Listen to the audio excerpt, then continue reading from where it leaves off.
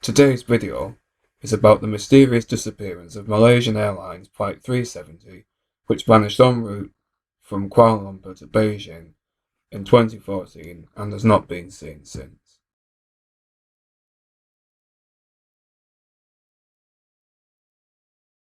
Malaysia Airlines Flight 370, IATA number MH370, was a regularly scheduled flight from Kuala Lumpur International Airport to Beijing Capital International Airport. It was a Boeing 777ER, meaning extended range, commercial jet plane constructed in 2002 and delivered to Malaysia Airlines that same year. Its registration was 9MMRO. It was the 404th Boeing 777 to be produced. The plane was designed to carry 282 passengers in total, and it had not been involved in any major accidents since it entered service, although it was involved in a minor accident involving a broken flap while taxiing in 2012. From 2002 until it disappeared in 2014, the plane accumulated over 53,000 flying hours and more than 7,500 cycles, takeoffs and landings. The Boeing 777 was introduced in 1994 and has an outstanding safety record.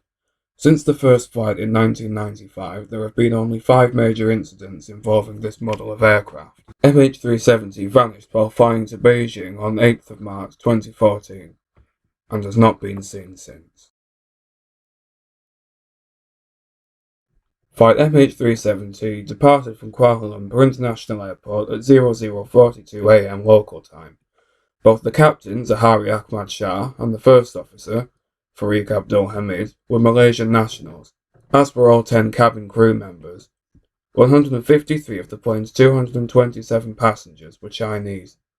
The nationalities of the remaining 74 passengers consisted of 3 Americans, 6 Australians, 2 Canadians, 4 French citizens, 5 Indians, 7 Indonesians, 2 Iranians, 50 Malaysians, 1 Dutch citizen, 2 New Zealanders, 1 Russian, 1 Taiwanese citizen, and 2 Ukrainians.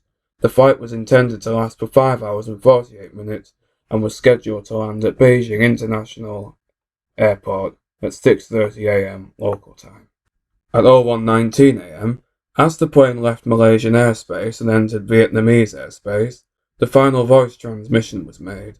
A voice could be heard saying, "Good night, Malaysia 370. The voice is believed to be that of First Officer Hamid, or possibly Captain Shah.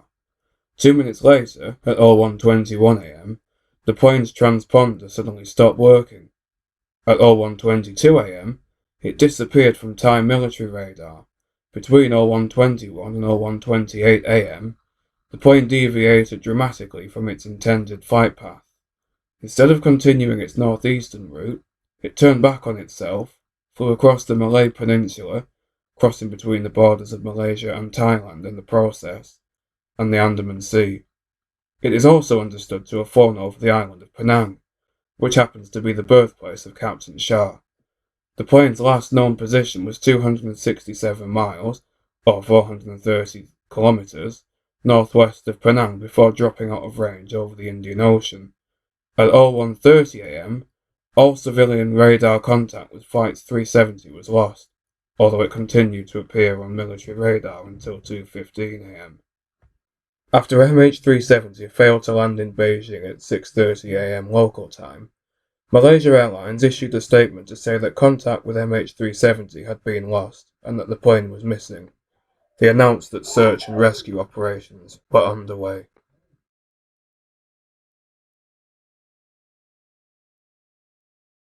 Within hours of the plane's disappearance, Malaysian military planes and ships began searching in the Andaman Sea, where the plane was last detected, on the civilian radar before the focus was shifted to the South China Sea. No trace of MH370 was found in either location. On the 14th of March, engineers at British telecommunications company Inmarsat revealed that they had recorded MH370's communications with one of their satellites. Long after the transponder and the ACARS had been switched off, the plane had continued to send hourly pings to a satellite used to monitor aircraft engines during flight. These pings were never intended to provide location data, but Inmarsat knew the precise location of this particular satellite. A series of extraordinary calculations showed how the plane had continued to communicate hourly with the satellite as it flew south into the Indian Ocean. The final satellite transmission was at 08:19 am. Flight 370 did not respond to an automated logon request at 09:15.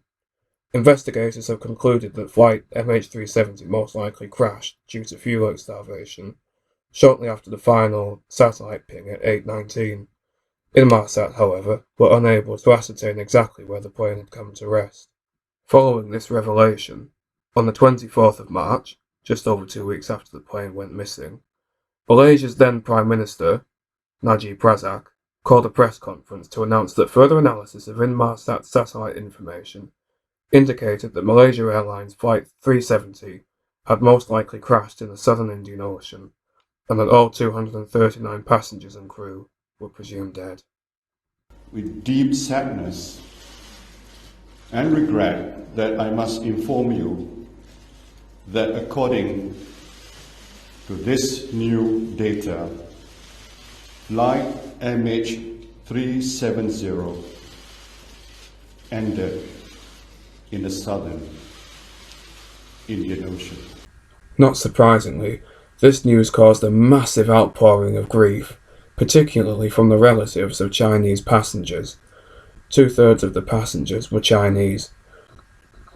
Please be advised that the footage you are about to see may be distressing.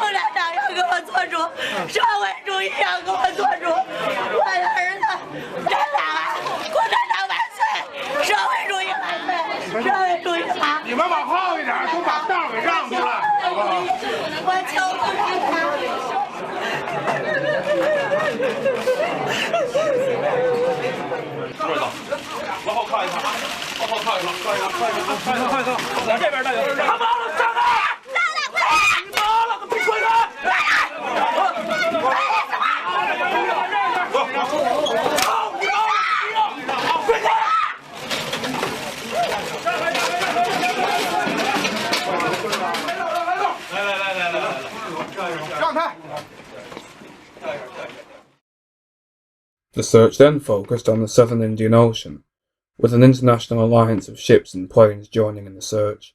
However, there was no sign of Flight 370.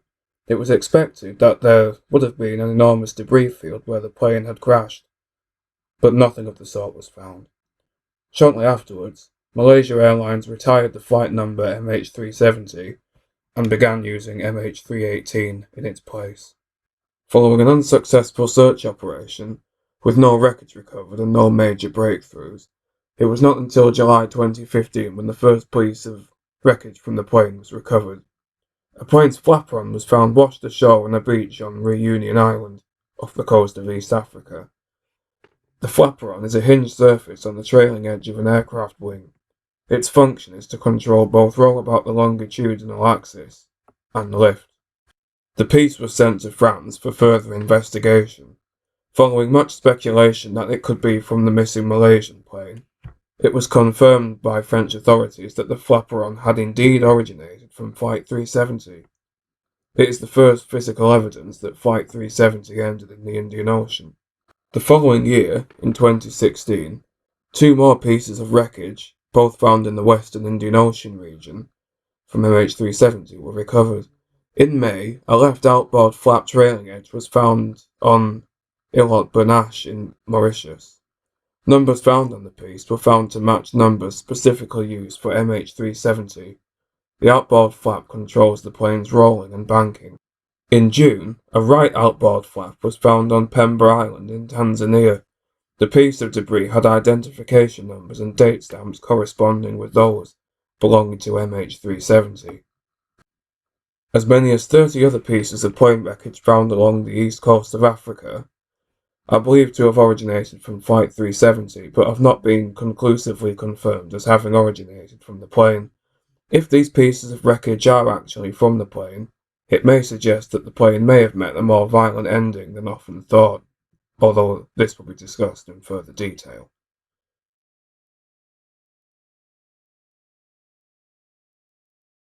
The search was officially suspended in 2017, having failed to recover the fuselage.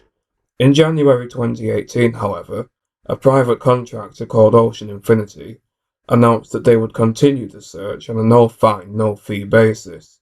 Searching to the north of the original search zone, the search concluded in June 2018, once again without success. In February 2018, a ship searching for MH370 mysteriously switched off its transponder for 3 days before reappearing. Some have suspected that the ship may have found MH370, or at least came into contact with it, but did not want to cause undue distress for the families of the victims. Based on drift analysis of the 3 pieces of wreckage known to have originated from the missing jet, experts have calculated the most likely crash site to be 1,500 miles southwest of Perth, Australia.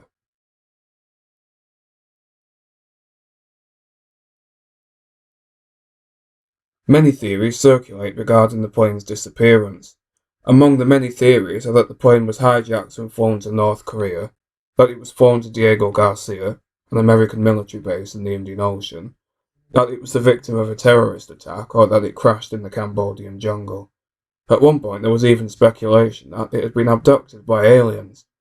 The terrorism scenario was highly unlikely because normally a terrorist organization will claim credit for an act, as was the case in the 9/11 attacks. Nobody claimed responsibility for MH370's disappearance, so the possibility of a terrorist attack can be ruled out. 2 Iranian men on the plane were scrutinized.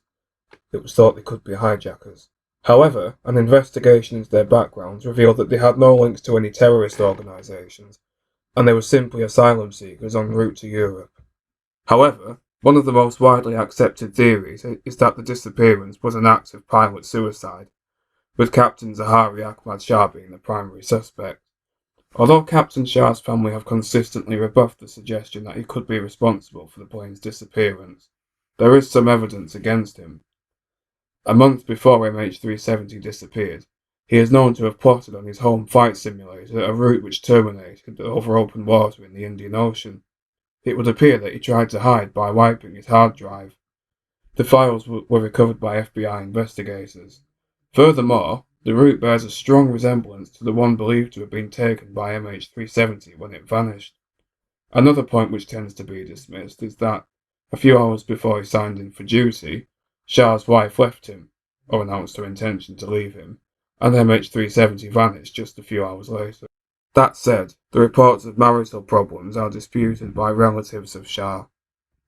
When investigators examined his bank accounts and background, they found that Captain Shah was financially secure and there was no evidence of any previous psychological problems. Although MH370 is often reported to have crashed, as stated earlier, there was no sign of an airplane crash in the Indian Ocean. This is in contradiction to satellite information, which shows how MH370 made an extremely steep, rapid descent. According to a 2018 60 Minutes segment on the most recent developments on the case, Larry Vance, a Canadian air crash investigator, and Simon Hardy, a Boeing 777 pilot and flight instructor, believe that the plane was probably landed on the ocean in a controlled ditching, saying that whoever was in control of the plane tried to keep it as intact as possible. The plane then sank to the bottom of the ocean after taking on water. Their shared belief is reinforced by the relative lack of debris so far recovered from MH370. Vance contends that if the plane had impacted with the ocean at high speed, it would have disintegrated into thousands, possibly millions, of small pieces upon impact with the water, as was the case in the 1998 Swiss Air 111 accident.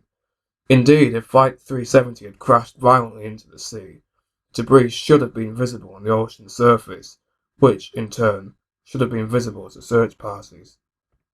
As stated earlier, Larry Vance argues that the flaperon found on Reunion Island in 2015 had a jagged appearance.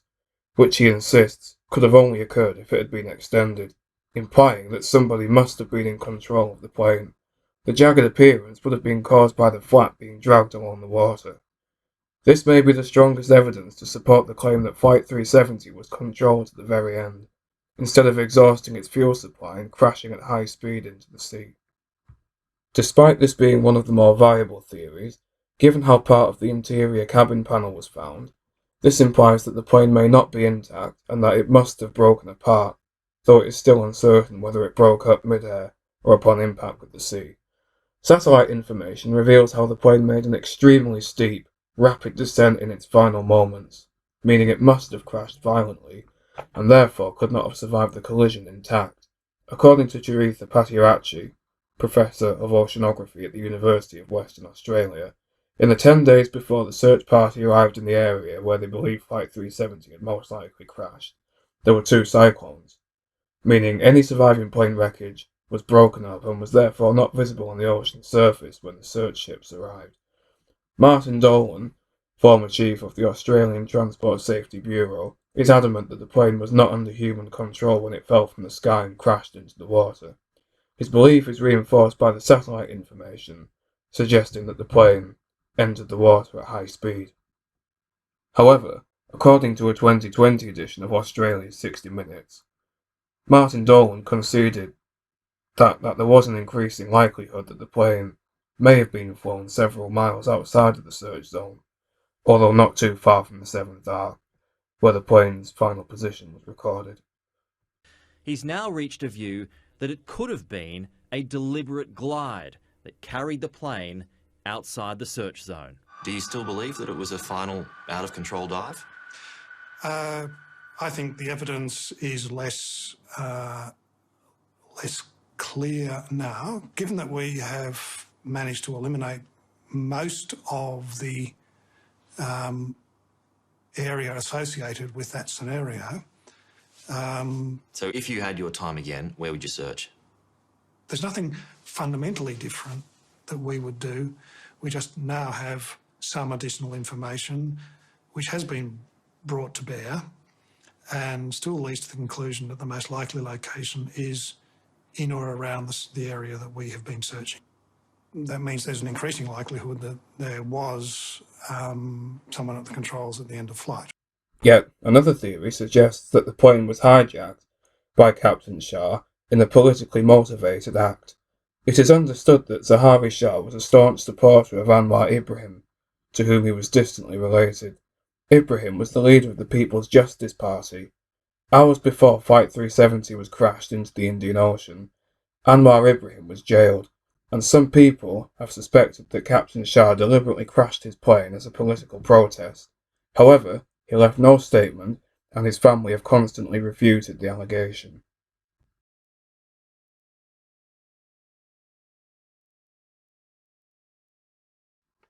Many people believe the Malaysian government may be covering up the truth about what happened to MH370. That is, people believe the Malaysians know what really happened, but they are refusing to divulge all they know. Experts have claimed that the official report into the disappearance is not true, according to the British newspaper The Express. The report insists that mechanical problems are not to blame for the plane's disappearance, while also dismissing any possibility that the captain or the first officer could have been responsible for diverting the plane off course, although it does insist that the plane was turned around manually in mid-air and was not on autopilot.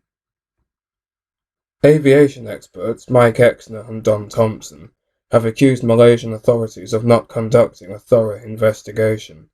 They claim that the investigation was heavily politically influenced and delayed, adding, "The safety investigation team has failed to provide any useful analysis of data from military radar."